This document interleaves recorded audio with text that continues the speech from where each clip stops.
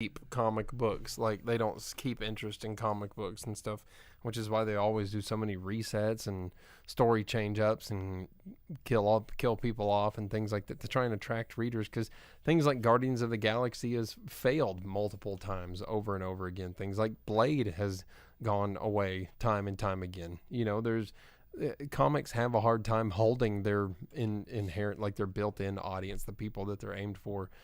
There's no way that making them into movies is going to keep that audience that loses interest in the source material already, in addition to all of the casual fans coming in that are just there to see some sort of, I don't know, cinematic spectacle. There's no way. There's absolutely comic book fatigue out there because it's all just becoming the same thing, and they see it over and over again, and it's tough to watch Batman's parents get shot 24 times. It's tough to watch Uncle Ben or hear about Uncle Ben being killed 36 times over in multiple different universes. It's tough to give a crap about what multiverse spin is being put on comic books to justify your dumbass story, regardless if Wolverine is stabbing Deadpool in the dick with his claws or not. It's like it's too difficult to keep up with. You're gonna feel like you have to have seen everything to stay part of it, and its relevancy is gonna fall off, and people are gonna be tired of it because I haven't watched any of the Disney Plus stuff. And I stopped watching all that. Even the Deadpool trailer, it's like, I definitely feel like I need to know what's going on with Disney Plus to have an idea of why any of this matters. So, yeah, comic book fatigue's a real thing for sure. There's no way that.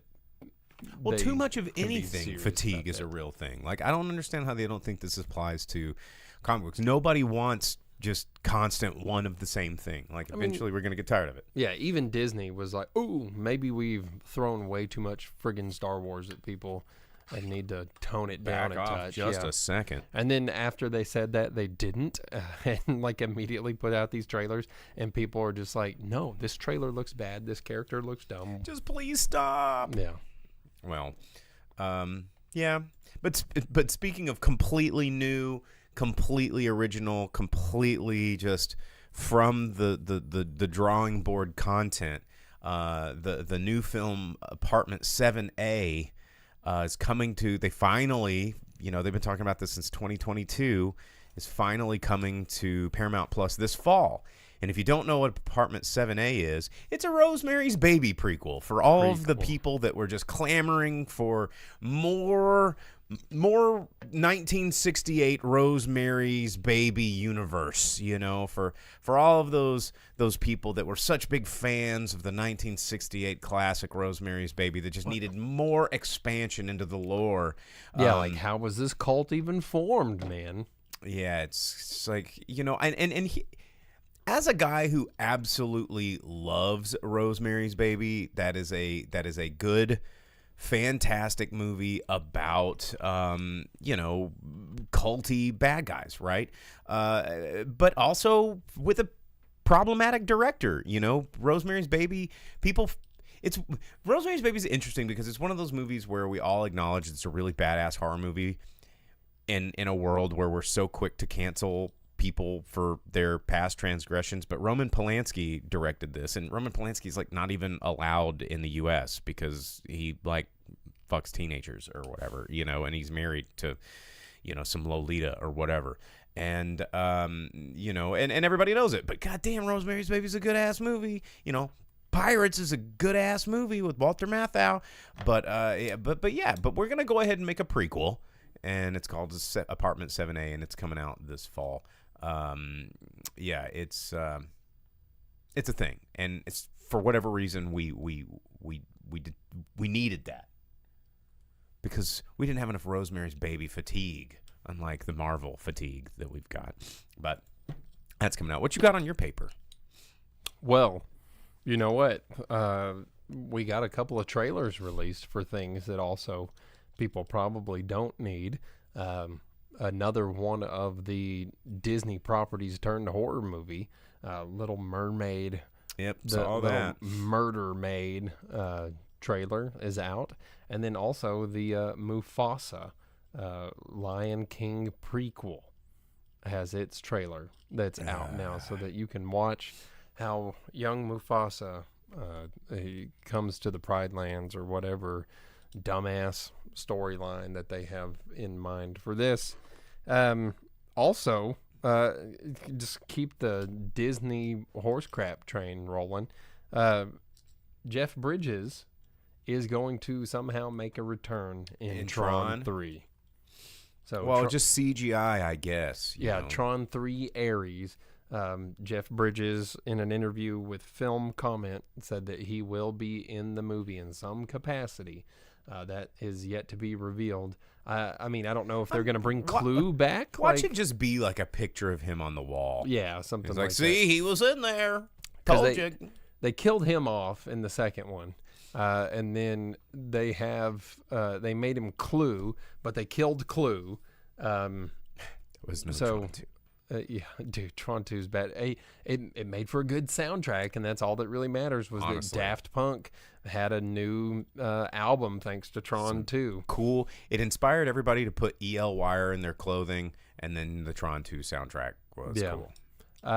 De-rezzed. Yeah, I'm not exactly jazzed about a Tron 3 because Tron 2 was just one of the biggest disappointments. And like, wow, the CG is incredible. It's insanely lifelike. And then Clue's like, plastic face. It's me, Jeff Bridges. Yeah. You know, Yeah. Not good. It was so bad. I look just like the other Jeff Bridges. Yeah. No.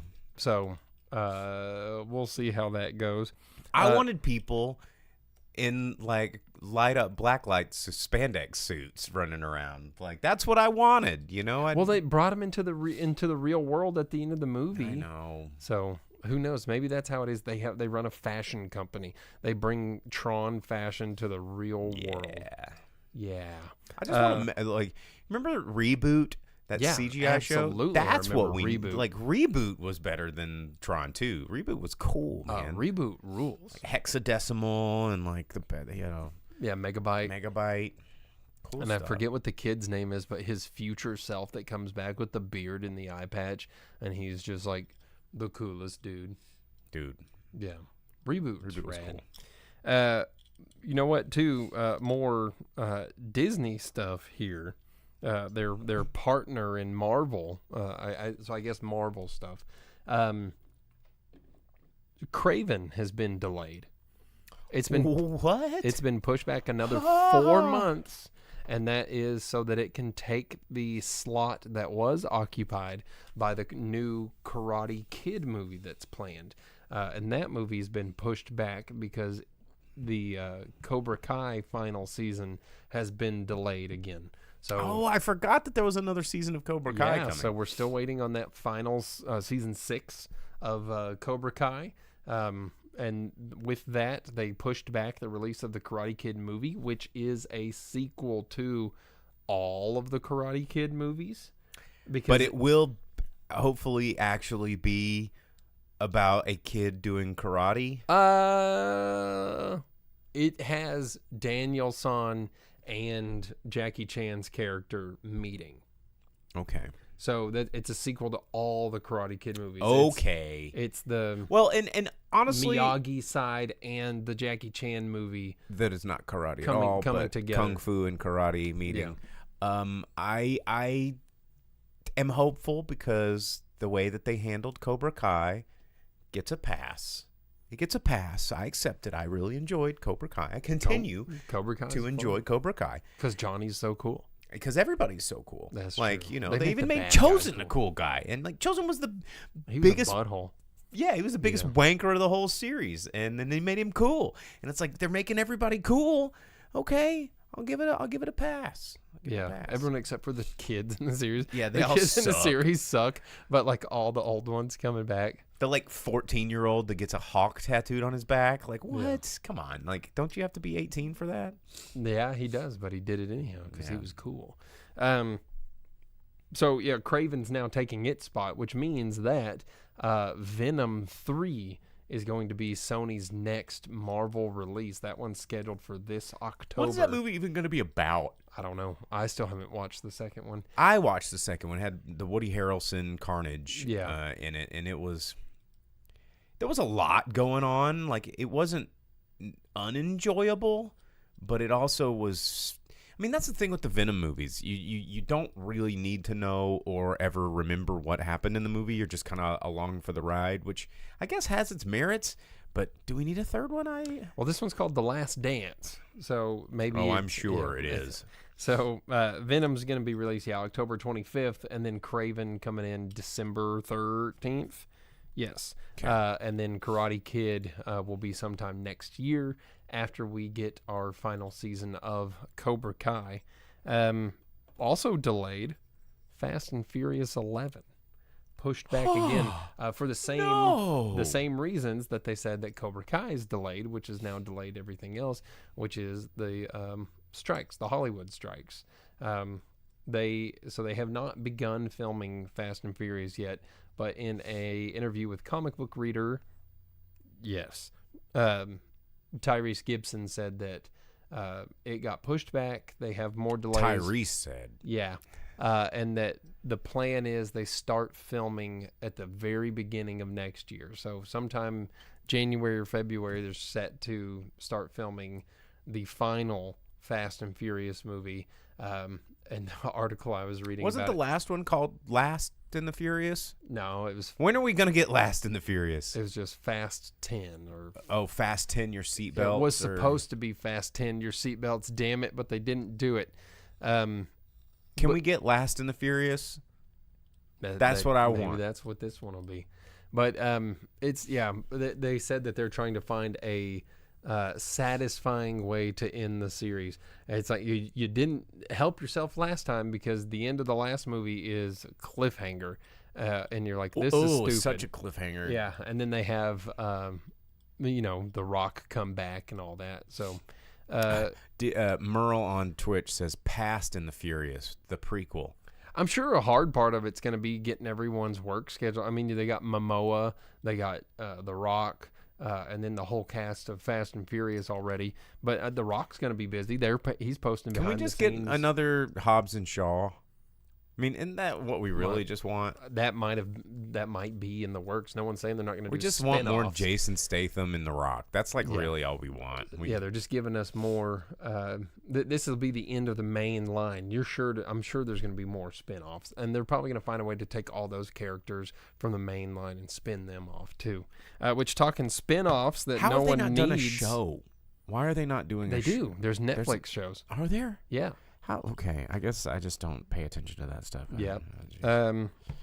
But spin-offs that no one really needs, there's going to be not one but two Evil Dead spin-offs in the works. So a sequel to Evil Dead Rise, and then in addition to that, Sam Raimi's Ghost House Pictures is making another spin-off at somewhere around that same time.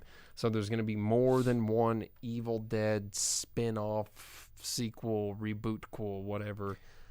Evil Dead stopped with Ash versus the Evil Dead. Mm-hmm. Like that was the most competent and tasteful succession to the series that ever was. The new Evil Dead movie was like I said in my previous review when it came out in theaters, was a fine horror movie. A very fine horror movie. It was a terrible Evil Dead movie. Yeah. Well, so the guy that did that, Sebastian Vanacek, he's doing a sequel to that one, right? Continuing that. But they have another writer coming in, and they're doing a different spinoff. So it might be a more Ash in the Ash versus Evil Dead kind of a thing. If better be. I know that Bruce Campbell, he can't keep doing the character of Ash Williams, nor do we need him to. But the thing about the Evil Dead is it needs more comedy. It needs more tongue-in-cheek and not just tongues hanging out of cheeks. You know what I'm saying? Evil Dead is not supposed to be something that is a truly frightening experience. It's supposed to be fun. And Only because the first one didn't turn out the way they wanted. And so they leaned into it, Yeah. and then that was what it established. It wasn't Evil Dead 1 that made that property famous. It was Evil Dead 2 that made it so successful. And then they leaned into it on Evil Dead 2. And then Army of Darkness was a straight up comedy. Yes. And so was Ash versus Evil Dead, was a straight up comedy. And, taking it back to this like serious horror, like,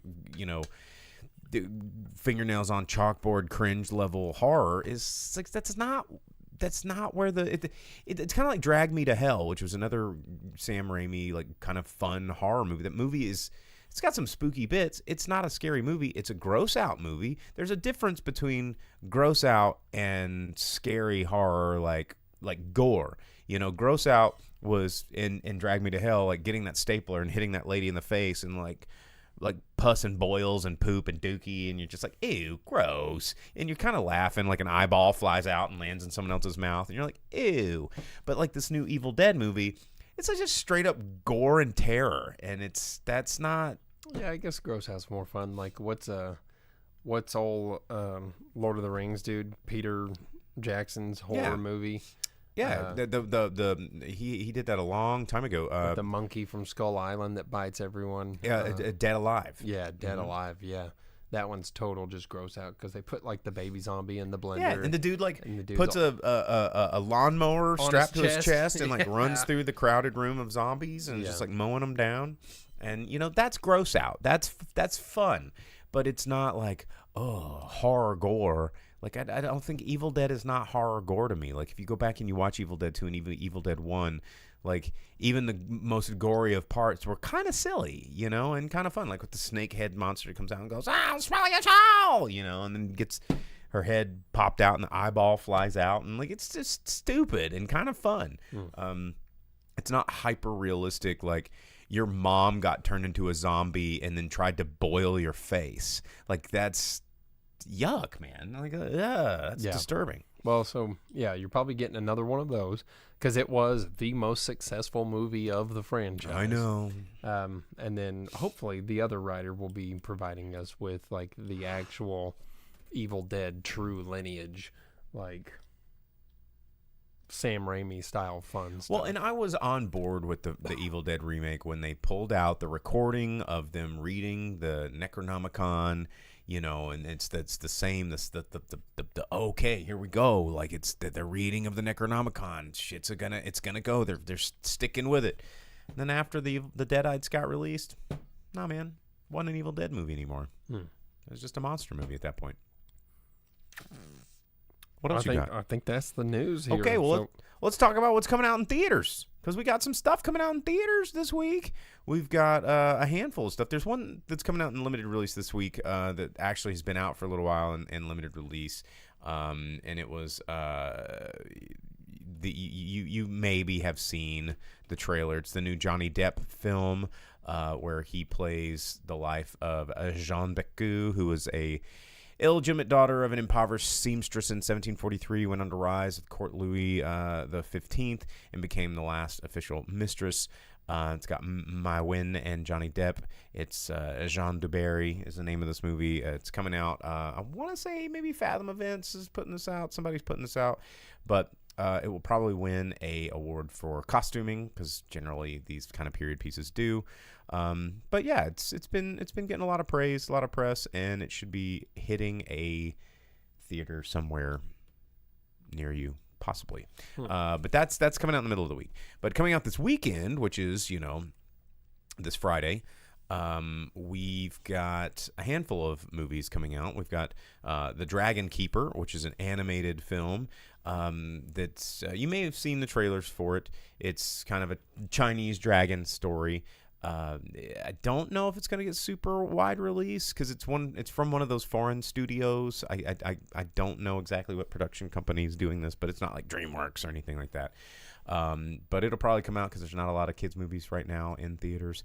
But then also for the horror fans, Tarot is coming out. You've probably seen the trailers for it.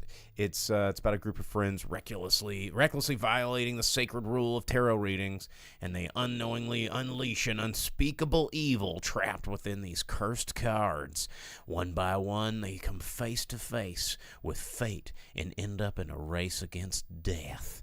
And, looks pretty cut and paste horror movie formula. It's like, oh, we're a bunch of teenagers doing something we shouldn't, and we unlock a force that we can't control, and probably the one of the girls and the nerdy guy will survive, and to see another day formula. It's like Ouija, but with tarot, I guess.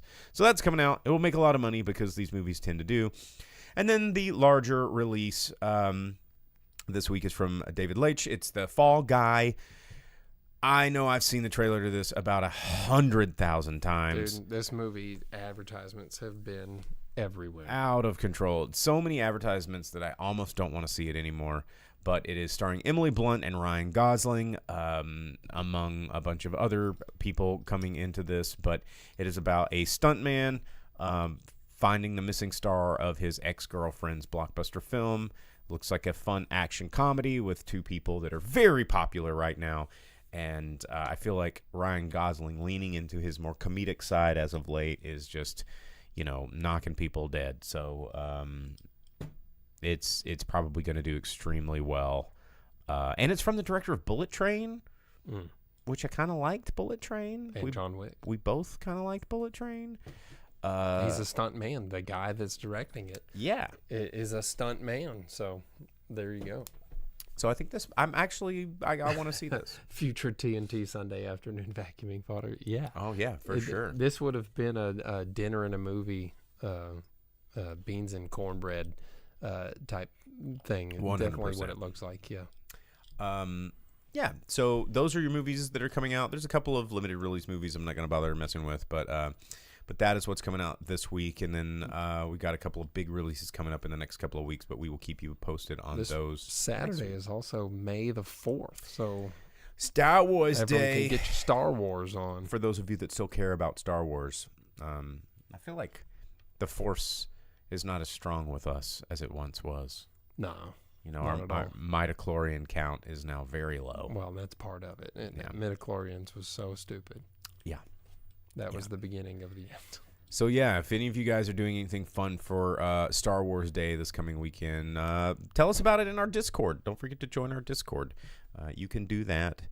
It's in the comments. It's in the links. It's pinned before the end of the show. Our Twitch mod will throw that up there. Vince will give you the link.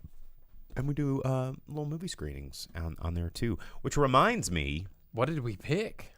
That's right. For those of you that watch the show regularly, and for those of you that are on Twitch, we did a challenge. We put out a challenge for people to spend their challenge points. It was a 30-day challenge. They succeeded, and they got to choose a movie for us to watch and review, and we'll watch it on Discord at some time here pretty soon. But there was a poll on Discord. Everybody that threw in points got to submit a poll choice, and then the votes were in, and it looks like we're going to be watching and reviewing Waiting for Guffman. So Christopher Guest, I actually do kind of enjoy his movies. I don't necessarily like musicals. It's been a long time since I've seen Waiting for Guffman. But wildly popular poll. So stay tuned for that. That'll be all on Discord. You'll get a chance to be a part of that. So more encouragement to jump out there and join in the Discord. So there you have it. That's what's coming out in theaters this week. That's what's happening with us. That's what's happening with the news. Let's talk about The Mummy. Hold on. What are we talking about? Vince came in and said it might be changed to Best in Show or A Mighty Wind. Why? Just pick Christopher Guest movie already. Like, I actually kind of don't mind Best in Show or A Mighty Wind. A Mighty Wind works because I live in Fayetteville, Arkansas, and I live that. Like, Mighty Wind just happens outside. You step out. We have the Fayetteville Roots Festival, which doesn't happen. It was the last year, but it was like walking onto the set of A Mighty Wind, you know. So I very much lived that world. But yeah, I don't know. We'll see. Yeah, I want to talk about The Mummy. I want to talk about The Mummy. You guys, The Mummy. Well, tell us about The Mummy, the 1999 classic. 25-year-old movie. 25-year-old, the 25th anniversary. Steven Sommers, like, this guy does not get the credit he deserves for the movies that he's made because he's fucked up so many times since making The Mummy. You know, he's just, you know, this is a great movie. The Mummy's it's a great movie, guys. It's a perfect movie. Brendan Frasier, Rachel Weisz, it has everything. And one of the things, I have not seen this movie in a theater since I was a freaking kid, right? And I loved this movie then. I loved the Universal Studios roller coaster. I liked The Mummy Returns. The Mummy 3 with Jet Li, not so much, but, you know, we'll give it a pass. But Brendan Fraser was amazing. Rachel Weisz, I had the biggest crush on Rachel Weisz as a kid, you know, and probably still to this day. Arnold Vosloo, like, you know, being Emotep. You've got Oed Fair, like, as the cool guy with the shit on his face. I mean, there's just a lot to love in this movie. Cool guy with the shit on his face. Yeah, I mean, he was like the coolest, like sandy, mysterious man from the dunes. Yeah, the keeper. He was like the leader of the protectors of the tombs. Yeah, he was so cool, man. And then the guy that played Benny, the like sneaky, like, there's so many. This movie is like a pulp comic. It has Indiana Jones better than the last 3 Indiana Jones movies. You know, this movie is what Indiana Jones wanted to be, but could never really capture after The Last Crusade, right? And it is, as Dina says on Twitch, The Mummy provokes a lot of bisexual panic. I mean, because there's a lot of sexy stuff happening in this movie. You know, Brendan Fraser, totally sexy. Arnold Vosloo, totally sexy. Rachel Weisz, totally sexy. His skin, Arnold Vosloo's skin is rotting off half of the movie. Half the movie, but when he's like, once he's full on Emotep, and then this little loincloth, and he's just like, Hatsune Moon, and you're just like, yeah, dude, like, I want to be Hatsune Moon. And, you know, it was. You want to be a Hatsune Moon? I mean, to have a dude, like, it is kind of, what made this movie cool is they Dracula the Mummy to make that story cooler than it was in the original, because, you know, the Bram Stoker Dracula is like, you know, love never dies is kind of like the thing. It's like, oh, you know, Mina, I'm so in love, blah blah. And, you know, they were like, okay, well, how do we do that same romantic thing that this dude is willing to sort of forsake everything for this chick? You know, he's like, I'm gonna go against the pharaohs. I'm gonna go against religion. I'm gonna go against the dark arts, and this is my woman. And then, you know, he's like, I'm gonna get totally buried alive and mauled by scarabs, but death is only the beginning. You know, and tongue cut out, wrapped alive, and it's awesome. Fed to the flesh-eating scarabs. And so you're like, oh man, that's sexy. But then you've got this other romance, which there's like 2 different romances happening in this movie. There's that, like, you know, lifelong, like, forbidden romance of Arnold, like Emotep and Hatsune Moon. But then you've got Brendan Fraser and Rachel Weisz character, Rick and Evie, and it's like the gruff bad boy versus the, like, nerdy schoolgirl. And then all of a sudden you're like, I hate you so much. And then they, like, fucking make out at the end of the movie, and it's predictable, but it's comforting. And there's guns, and there's music, and there's travel and airplanes, and just like, I was about to say, there's way more than just those 2 romances, because there's the romance of adventure that lures in everybody, and then there's the romance of the mystery of the Egyptian culture and discovering it, that all of the doctor dudes in the movie, which hire Rick and all of them to begin with there. So, I mean, it's like it's just a fantastical So adventure movie. I need to address a couple of comments. We got a comment from Jonathan in love with himself. Beelzebub Ding Dong says, "Dude, that movie was corny in the worst kind of way." And then Poochie Vance on Twitch says, "I think I got Fall Guide with The Mummy. To me, it was overhyped." Man, so here's no way. the thing: Because when The Mummy came out, everyone loved it. it's an adventure movie to its core. Of course it's corny. Like, that's a part of its charm. It's just like how Indiana Jones, when he punches, it sounds like someone just got hit with a sack full of bricks, and when his little pistol shoots, it sounds like a cannon. Like, it's corny in this way that the 1930s were corny. It is supposed to be this larger than life hyper adventure that encapsulates a lot of this just over the top scenarios of both machismo and damsel in distress, but this movie balances it out in a way that the damsels are not completely helpless and the heroes are not completely invincible, and the score is great, the sets are great. It's just it's a movie. It's like a movie's movie. Yeah. And it's so much fun. And let me catch up over here in the someone said Tom Cruise Mummy was better. No way. That Tom Cruise Mummy was terrible. The swipe cuts it's not that bad. The Tom Cruise Mummy is not that bad, but not compared it's not to this. Anywhere near as good as this one. Let's see. That's what it's in the worst way. So this movie it holds up pretty well. It makes me want to go back and watch the third one, which I really didn't like, the Jet Li one.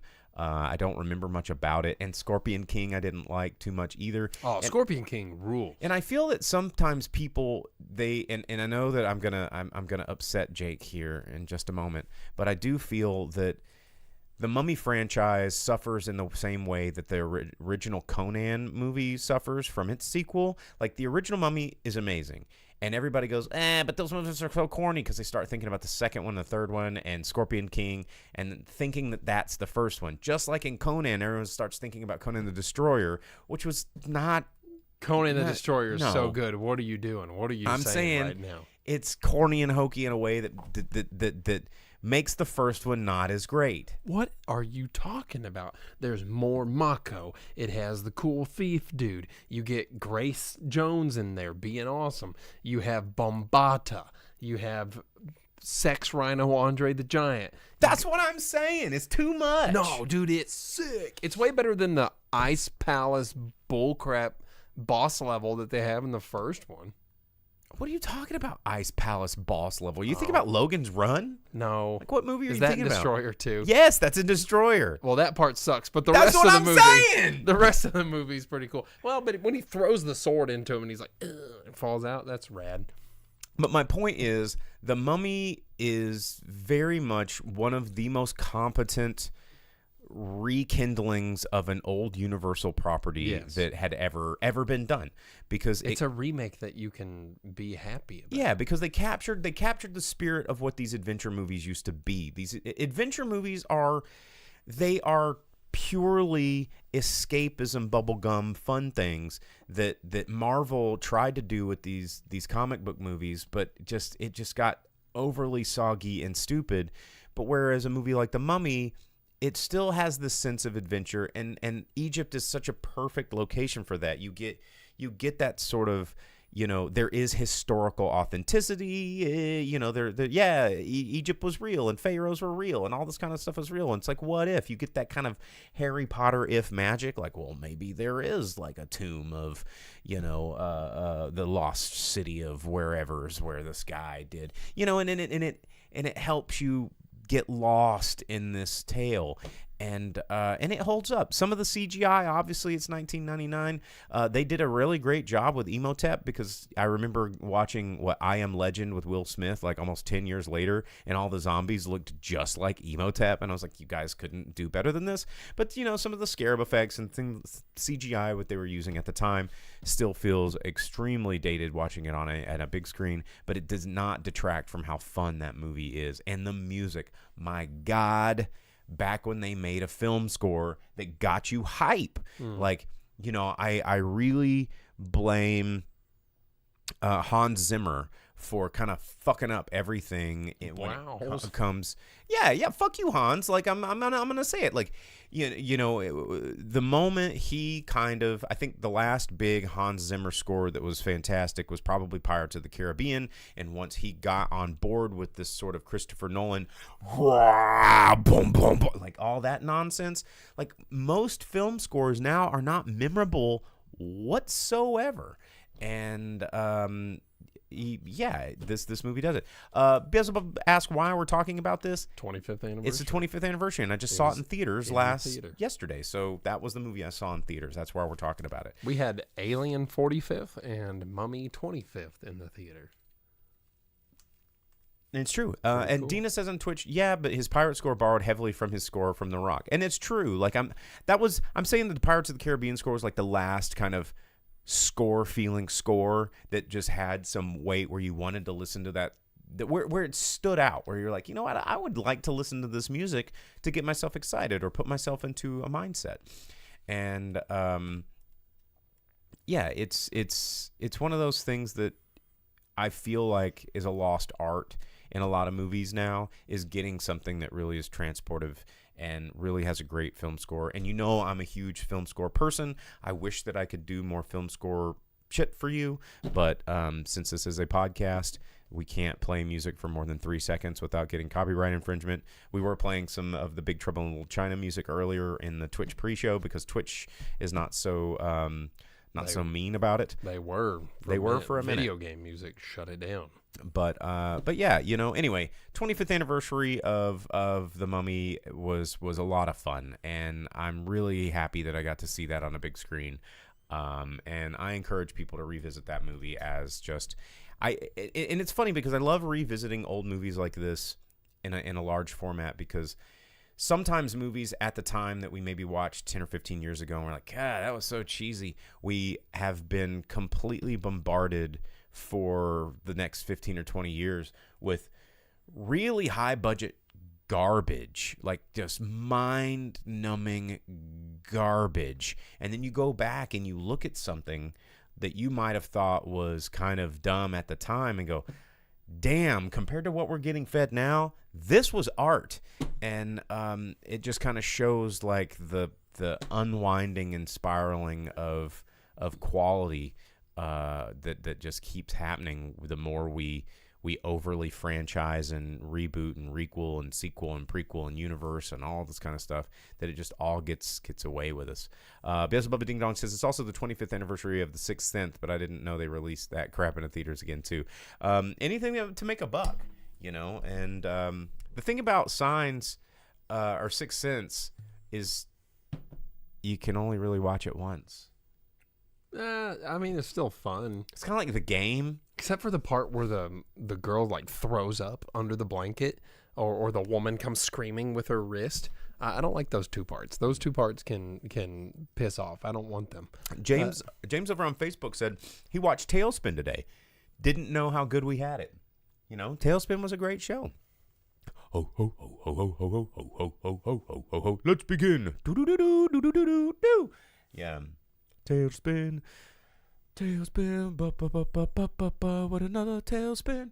Hit it! Ho ho ho ho ho ho ho! Come on, Jake. You're supposed to tune in. You jump in when you know it. I tell you what, I did not have. It was Baloo.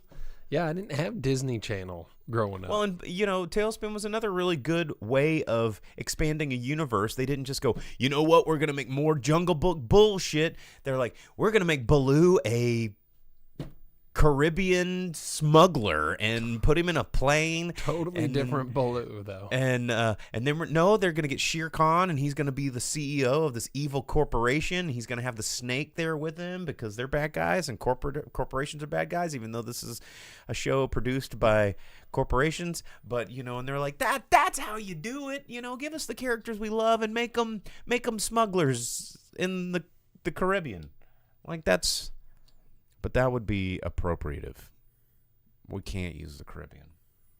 I'm sorry. Yeah. That's a topic from the pre-show. 90s Disney was pretty cool because Chip and Dale, you had Indiana Jones and Magnum P.I. as chipmunks. Oh, dude, yeah. I mean, the Magnum PI was the coolest shirt ever. So somebody's up there saying that your Steven Summer guy directed the Jungle Book '94, and yeah, I actually liked that movie. The one with Jason Lee. With Jason Lee, yeah, and Carrie Ells and Sam Neill and Lena Headey and John Cleese and Jason Fleming and hold on, dude, I don't remember any of them being there, but that was because the '94 Jungle Book was good. I own it on VHS, but it was a new story. I haven't watched it since VHS was like a way to watch things. Lena Headey was in it. Yeah. This is a good movie, man. I just remember Jason Lee being rad. Well, yeah, and it was a different storytelling. It wasn't just the same old shit like the newer Jungle Books are like. Let's just tell the story about Mowgli being a kid. Dude, Jungle Book '94 was a very good movie. I watched it as a child. Sam Neill a bad guy in it? I think yes. I think he was one of the and Carrie Ells was a bad guy too. I mean everybody but Mowgli was kind of a bad guy because Mowgli had the art, and it also wasn't full of CGI animals talking and like real animals. That's the one thing is King Louie was like a regular orangutan, and Shere Khan was an actual tiger. And that was what was cool about the Jungle Book is people. Stephen Sommers again, yes, trying to say that like that was a bad thing. I'm telling you, Adventures of Huck Finn, pretty good. The Mummy, pretty freaking good. I'm almost at a camp to where I'm gonna say Van Helsing by today's standards was pretty freaking good. Dude, well, talking about jungle action, it has Frankenstein do the Tarzan swing all the way across that gorge and or whatever. Caught like a syringe of Mr. Hyde juice. I hated that movie so much. That movie's so ridiculous. I wanted to love that movie so much because it's like very relevant to my interests. But I feel like there was a point in the mid 2000s or the 2004 2005 where Stephen Sommers was getting a lot of money to do a lot of terrible things because he had knocked some shit out of the absolute park in the 90s, right? And so once the 2000s hit, they're like, okay, dude, do all this stuff. And then, he's directing these things, but studios are saying, but also. And then you get G.I. Joe, which he directed that, and that was arguably a piece of shit, but look at how much money it made. And but he has not directed anything in a long time, but he is in development to write and direct a new movie called When Worlds Collide that does not quite have a date yet, but he has not directed a movie since 2013. It was Odd Thomas, which wasn't a fantastic movie. You can see it. I really like it, but mainly because it has Anton Yelchin in it. It's a fun movie. It suffers from budgetary restrictions because it is a pretty weird idea, but they just needed more money to really make that movie fly. But it does have Willem Dafoe and Anton Yelchin, and I Anton Yelchin was one of those guys. If we can get some up and comer emojis in the deal, he was taken away way too soon. I think he was going to have an incredible career ahead of himself if he didn't get crushed by that Jeep. But he was in some really good movies. He's a like lower budget, guy. like Green indie Room. release type movies. Green Room was fantastic. If you've never seen Green Room, amazing performance from Anton Yelchin. Only Lovers Left Alive, like fantastic vampire film with Anton Yelchin. What's another one that he was in that I really like? I mean, Odd Thomas, obviously the remake of Fright Night. He was very good in that. I just, and he was one of the better parts of the Star Trek remake. He was. There was no good parts. He was good. He was good. He was Chekhov. He will. You know what? To Anton, I'm gonna just pour one out for Anton. Pour one in. I'm pouring one in for Anton. But anyway. Should be getting me on a Stephen Sommers train. The Mummy rules. And that's all I got to say about that. Beelzebub ding dong. Yeah, the first Mummy is really good. The second one's a lot of fun. Those little, like, stone like statue dudes with the bow and arrows that are like attacking them and everything. And That's the third one. no, that's the second one. Is that the second one? That's the second one. And then because there's not a lot. Oh, you're talking about good the Egyptian ones. I thought you were talking about in the third one where it's like the stone army of like Jet Li that no, comes like the guys that are like a foot tall, like Yeah. that come out of the hillside. Well, they're like the movie Trilogy of Terror, the little Zuni dolls, stuff like that. Yeah. Okay.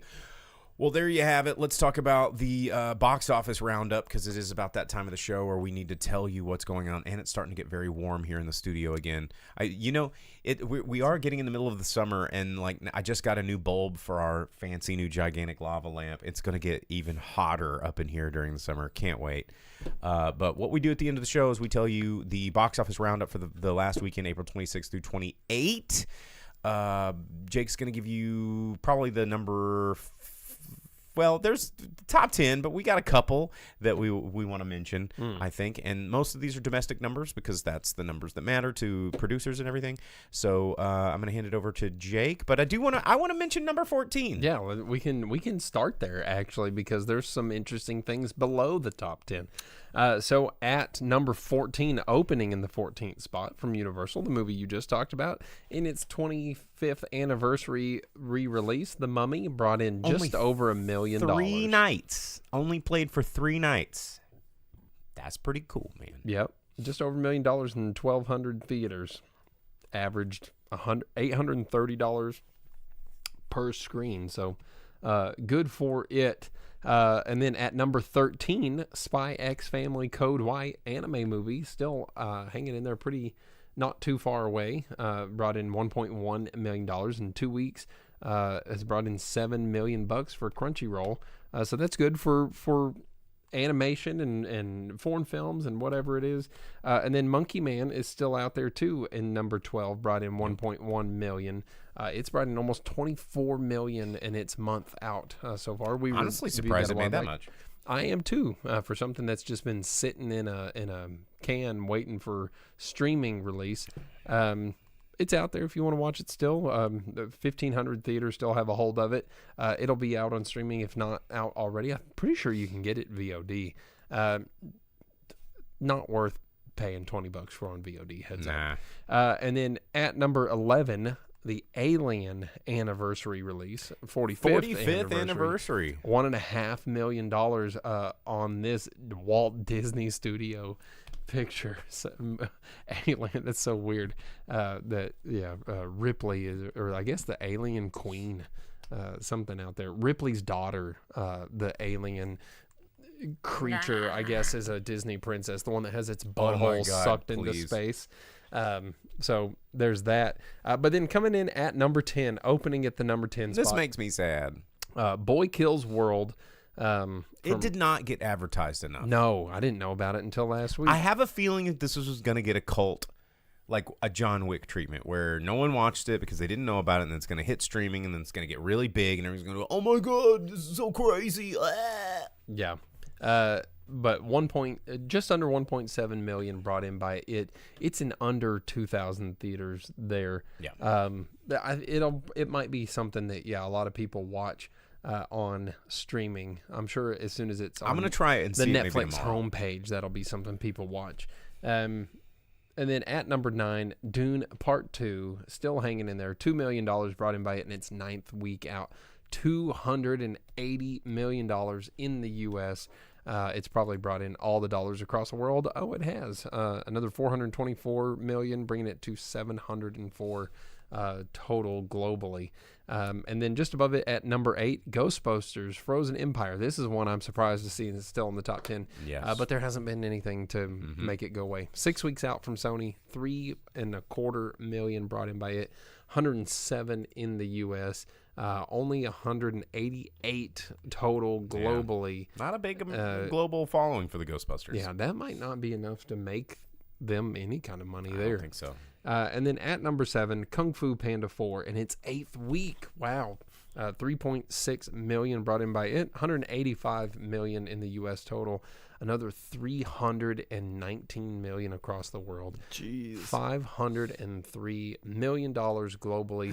Who would have thought the fourth film in Kung Fu Panda would continue to make money? That's crazy to me. And then above it, at number 6, this one's kind of a bummer. Well, and they're also classifying this now as a flop. Yes, I saw that. Which sucks, which means it's only going to make less money when people start calling it a flop. As soon as they say that, yeah. In its second week out, Ministry of Ungentlemanly Warfare, $3.8 million brought in by that one, totaling only $15.4 at the box office in the U.S., only another $500,000 across the world, so under $16 million globally. And I wonder, too, how much this has been impacted with all of the Warhammer stuff that's going on right now. With Henry Cavill? Well, yeah, kind of with Henry Cavill, because Games Workshop changed the lore of the Custodes, which is famously the army that Henry Cavill is a big fan of. And reportedly, that's because Amazon Studios is pushing part of their equality movement narrative onto Games Workshop, because Amazon Studios requires that all of the people that are involved or participating with them meet the same standards as Amazon. Okay. So they've introduced female Custodes. The Adeptus Custodes have a female member now, which they've never had since their introduction in 1986, 87. Beelzebub Ding Dong on Twitch goes, are they like an army of janitors? Yes, Custodes? They're exactly that. They clean up the bullshit. So despite that they have the Sisters of Silence with them, which are exclusively female, they just put a line in the new codex that said that there's female Custodes. And then when asked about it, they're like, what about the lore? That's never been the case and all this. Games Workshop response was, they've always been there. Deal with it, screw you. And the entire fan base is pissed about how that's gone over, instead of them adopting new lore and finding a way to make it work, if that's what they were going to do, or adhering to lore. And a big part of that, Henry Cavill is part of the Amazon thing. He's supposed to have some control there. So anyhow, I wonder how much that is an impact on this movie. Who knows? Moving on, there's a lot of Warhammer crap online. If you get into it right now, it's bad news. At number 5, Abigail, in its second week, dropping from the number 2 spot. It was a rapid drop. It was a little more than I thought it was going to be. 5.2 brought in this week, bringing it up to $18.75 million. $28.5 million across the globe. I wonder how that is on that movie. It's a horror movie, so I wonder what the budget was on it. Probably not too many shooting location fees or anything. It was in a house. Yeah, we'll see where that one goes. At number 4, dropping from the top spot, Civil War in its third week out. That is a big drop. $7 million, but it was in top spot. Well, it didn't open at top spot, but it climbed up to the top spot. But in its third week out, $7 million estimated on that one. They're still figuring out its numbers. So 56.2 total for that one. Around 72 worldwide, another 16 Which million I across didn't the think world. It would get a whole lot of international dollars because it's very America centric. But yeah, there you go. And then at number 3, holding strong at the third spot, Godzilla X Kong, $7.2 million brought in by it. 5 weeks out, $182 million. I think it's continued to make more money across the world. Yeah, over $500 million globally. It's so much. Bless you, everybody. And then above it, opening at the number 2 spot, Unsung Hero. I don't know what that movie is. Is that a faith-based movie? It's one of those. A mom's faith stands against all odds and inspires her husband and children to hold on to their faith. But yeah, there it is, making some money. Right. $7.75 million brought in by a faith-based movie from Lionsgate, though. Putting it out there. Non-faith studio.